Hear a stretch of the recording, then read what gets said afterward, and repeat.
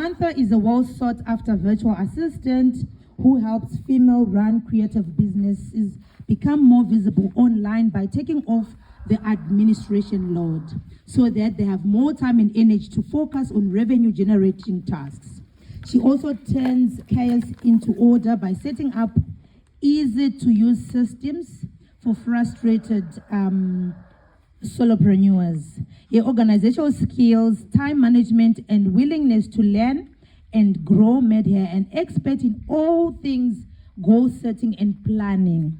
Sharing her insights and knowledge with aspiring virtual assistants on her YouTube channel is her biggest passion, as she believes sharing is caring. She enjoys hiking, reading, traveling, and crossword puzzles in her spare time. Please give it up for Samantha.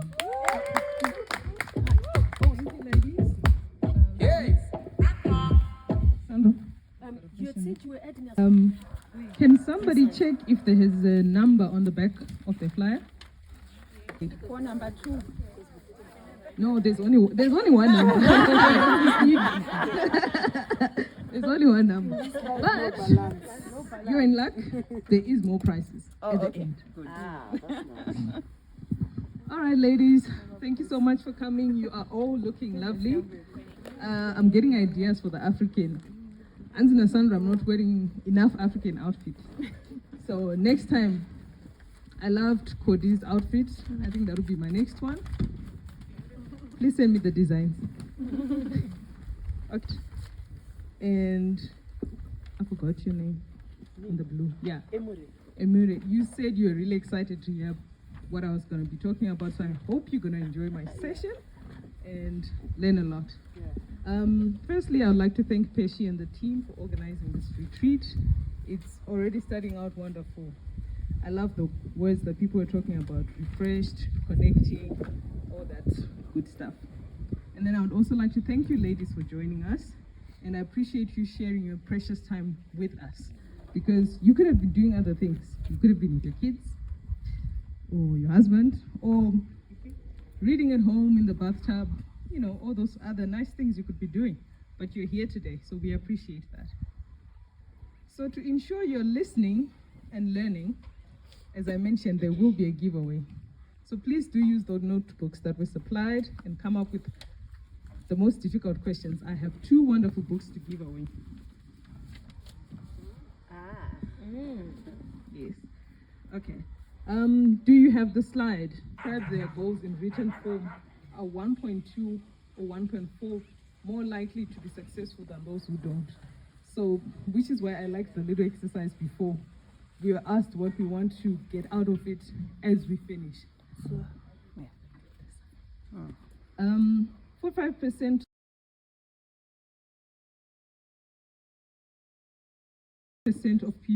of all people cannot complete their goals during the new year because of unrealistic goals. So at the end of the speech, we're going to talk about how to actually create the plans. So, and then this is just one more stat that I have. 8% of people reach their goals each year. Only 8% of people actually reach their goals. Okay, with everything else that we've read, only 8% because they come up with a foolproof plan to work on their goals. And what's astonishing about that is that many of us are just floating in life with no real purpose or a sense of direction. Today, I'm here to guide you and help you get back on track and finish 2023 strong. Goal is like a strenuous exercise. It makes you stretch. So, what is a mid-year reset, you might be asking? It's a process that will help you evaluate your current goals, recenter your focus, realistically change your goals as needed, and set up a system to conquer each one by the end of the year. Now that we are at the halfway point of the year, it's the perfect time to pause, do a little reflection so that you go into the rest of the year with clarity on what you want to keep doing. To also get things you want to shift and to recommit to some of the things you set out to do at the beginning of the year. This resetting includes reflection, reviewing, and refreshing. So you can spend about 30 minutes or less to reflect, and this will become more intentional with what you want to get next. Reset will go back to our daily lives. You might not be able to do it as soon as you get home. It doesn't matter. Just take the time out of your schedule to get things done. And you will feel free. And so feel free to do the reset whenever you feel stuck. What are the benefits?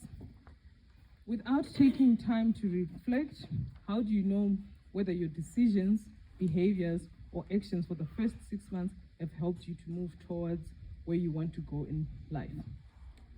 There are several great benefits, which include decreased anxiety, increased motivation, increased focus, and decreased wasted time. How many procrastinators do we have out there, ladies?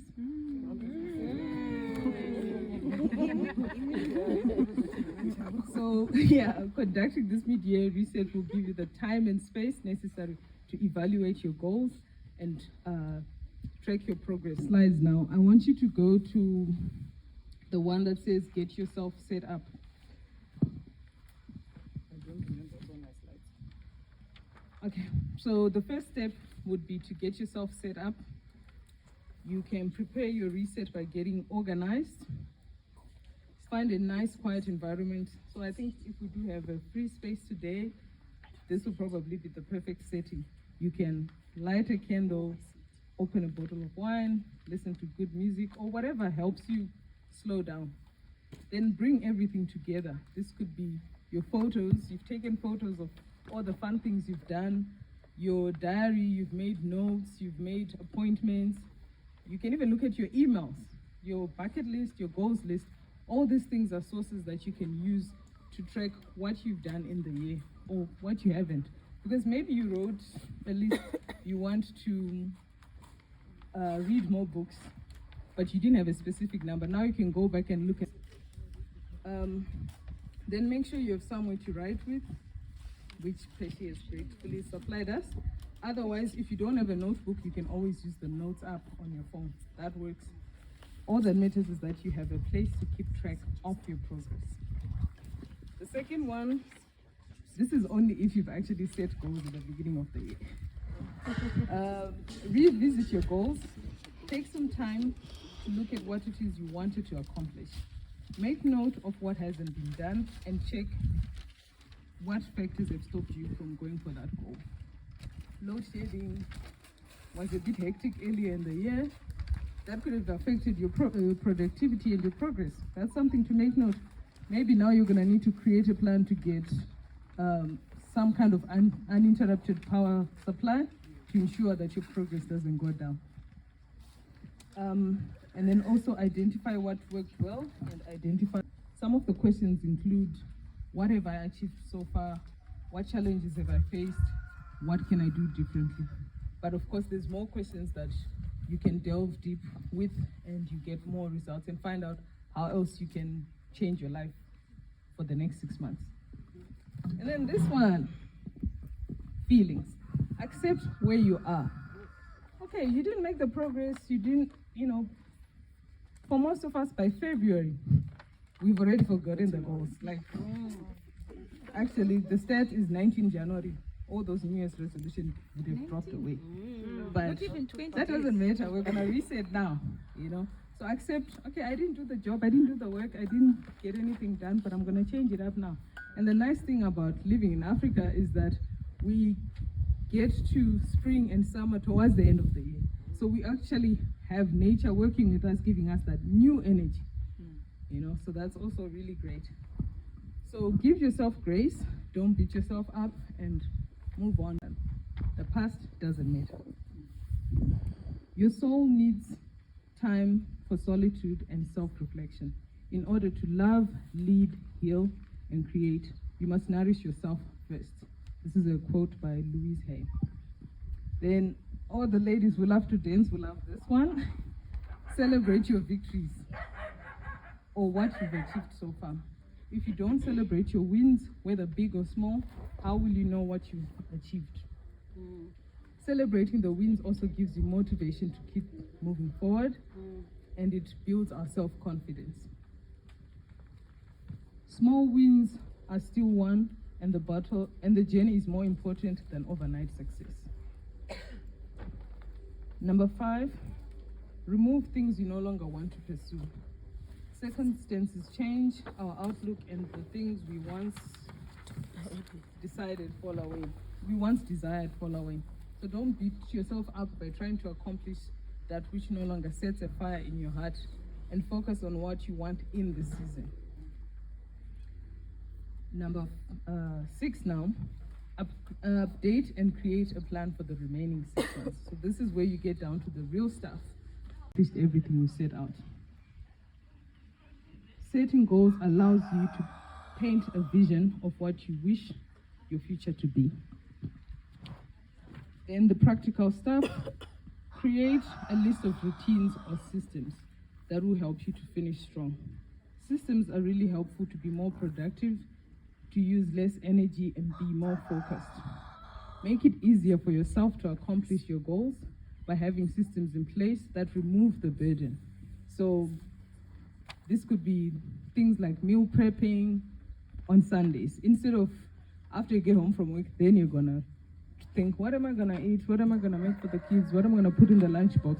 But at least if you've got either a meal prep or a meal plan on Sunday, you will know that on Monday, Tuesday, this is what we're having. Wednesday, Thursday, this is what I'm having. And it makes the process easier for you to go through your daily life. I've been talking a lot about the books thing. So another goal would be maybe you did want to read more. So now a practical thing that you can do is to put the book on your bedside table or your reading chair, if you've got a reading chair, or where you can see the book. So when you see it, you remember, oh, I said I want to read more books, or I said I want to finish this particular book, so I need to read it, because you're seeing it everywhere. Just like with drinking water, if you've got your water bottle with you in the car, on the kitchen counter, you're gonna drink more water because it's easily accessible. And then it's about consistently showing up for yourself and reminding yourself what you truly desire. And finally, stay flexible. Be open to change as you continue working towards your goals. Consider seeking support from a mentor,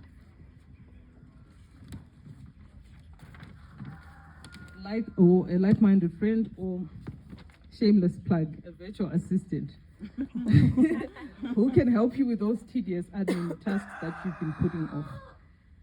So thank you so much for listening, and God bless. Lessons in life.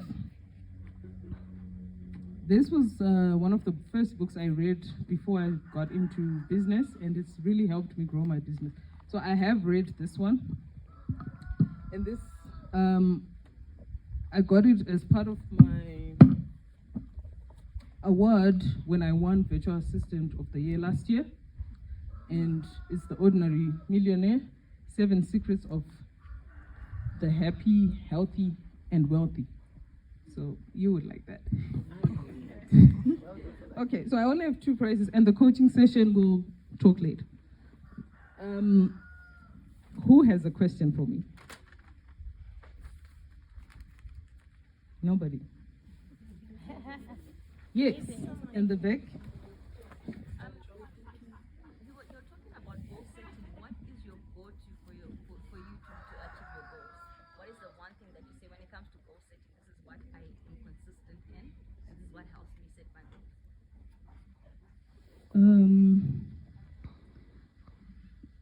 Writing everything down is my main thing that helps me, because like I said, the brain is not for remembering. So I make sure everything is written down, and that helps me. Whenever I take calls with clients, I take the notes, and then after the call, I'll read the notes and see what I can do. When I meet my coaching clients, I also take notes so I can help them. So for me, writing everything down is what helps me achieve my goals first. But it's a series of things that I do. So there's the brain dumping, where I write everything and anything. So what is it that I'm thinking of? Am I worried about the laundry? Am I worried about not meeting my targets? All those things, I write them down. Then I run through that system, those careless, crazy notes, and I start to pick out, okay, this is work stuff, I'm gonna put it on the side. This is personal stuff, I'm gonna put it on the side. if you think, can I do it? I'm gonna do it on the weekend. Wow, okay. So Joe, you're gonna get this one. I have that one, and I have another. Oh, I wanted that one. Cheers. Yeah. Okay, so life happens. How do you get back to your goals? Because life does happen. Yes. How do you get back to ensure that the goals that you've set and life has happened? How do you get back on the... So when you're doing the guide with the questions, what were the challenges that you faced? Okay. You would then have to see, I can't think of a challenge right now, but you'd have to look at the challenge to say, these were the things that happened, and then ask yourself, do you still want to accomplish the goals? Because maybe they've changed.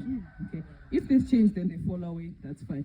If they haven't, these are the challenges, how did I overcome? Then you move to the next thing. You create now the new plan to say, okay, I'm now way off target by 3 months, but what can I do to make it go faster? So maybe are there any shortcuts you can take? Is there any help you can get on for that meantime, just to make sure you get the project going or the goals pursued? Or am I fine with achieving it 6 months down the line instead of 3 months down the line? So you would have to get comfortable with knowing that it's fine. I didn't meet it when I needed to meet it, but now I'm here. Let me change course just a little for me to still be on target. But the guide will definitely help you come up with that plan, and then you would write the notes to say, this goal is important to me. Why is it important to me? If I'm tackling it, what are the key milestones that can go through? Maybe it's a long-term goal, or it's something that once it's done, it's done. You know, you read the book, you finished. But maybe you are wanting to go on a personal finance journey. That's a process, right? So you would have to look, what are the key milestones in the progress of that goal? And the question now is, how are you going to be holding each other accountable? Do you like sending each other WhatsApp messages every day, like in the morning? I did that once with a coaching client. All she wanted from me was to send a message in the morning, did you exercise? And then a message in the evening, what did you do, type of thing, you know? And that was it. Other people want more detailed. So before COVID happened, I used to have face-to-face mastermind. And then you would be asked, Chairman, you're in the hot seat. Tell us, what did you do this week, blah, blah, blah. And then she has to give everything. Yeah. And then there was another one, you paid like your membership to be in that mastermind, right? So your money also then makes you more accountable. But then also you've got other people asking you the right questions, and there's a system to follow along. So it can be as flexible, as professional as you'd want to make it. And then mentor. Thank you. Let's clap hands for Samantha. Thank you, Samantha, for your time.